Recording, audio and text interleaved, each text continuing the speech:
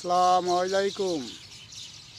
আমি একটা গোপাল ভাঁড়ের কথা গল্প করছি, আপনারা মনোযোগ দিয়ে শোনেন। তা গোপাল ভাঁড়ের কাহিনী হলো, দেশে তো আগে রাজা উজির প্রজা এগুলো ছিল।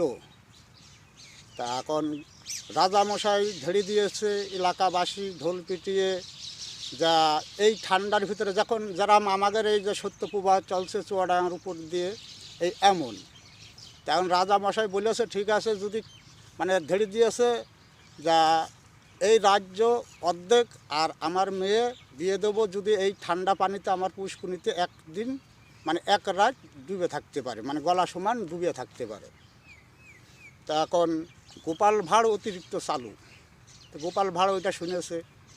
তো গোপাল ভাঁড় বলে ঠিক আছে রাজামশাই, আমি রাজি।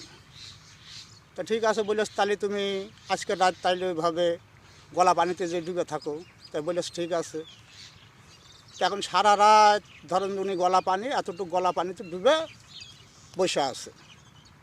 এখন সকাল হয়েছে, হওয়ার পর এখন রাজামশাই বলছে, আচ্ছা গোপাল ভাঁড়, তুমি সারা রাত এত ঠান্ডার ভিতরে তুমি কী করেছিলে এই পুষ্করিটার ভিতরে?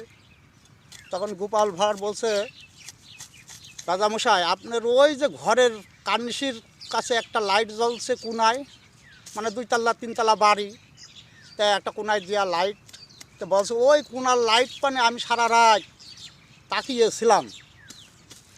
তখন রাজামশাই বলছে যে তুমি ওই বাল্বু তাকিয়েছিলে, তাহলে ওই বাল্বুর হিট তোমার গায়ে লেগেছে, তাহলে আর তুমি আমার মেয়ের বিয়ে করতে পারছো না, অর্ধেক রাজ্য নিতেই পারছো না। তো এখন গোপাল ভাঁড় এই কথা শুনে মনে অনুরাগ, যে সারা রাত এত কষ্ট করলাম, অর্ধেক রাজ্য দেবে রাজা বলল, আর রাজার মেয়ের আমার সাথে বিয়ে দেবে, তো এখন তো কিছুই হইল না।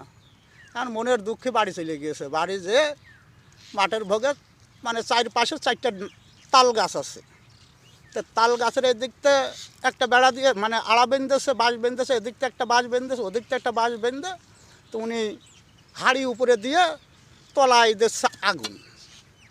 তেমন আর রাজা সাহেব গোপাল ভাঁড়ের ডাকতে দিয়ে পাঠিয়েছে, দেখো তো গোপাল ভাঁড় আজকে প্রত্যেক দিন সকালবেলা আসে, আজকে কেন আসলো না? আর গোপাল ভাঁড় যে দেখছে, একজন যে দেখছে গোপাল ভাঁড়ের হাঁড়ি উপরে আর উনি নিচে আগুন দিয়ে জাল দিচ্ছে। তখন গোপাল ভাঁড়ের বলছে, আচ্ছা গোপাল ভাঁড়, তোমার হাঁড়ি রয়েছে উপরে, তো তুমি নিচে জাল দিছো, তাই কোন দিন ভাত কি হবে? তখন বলছে হোক আর না হোক, আমি এখন জাতি পাচ্ছি না, আমার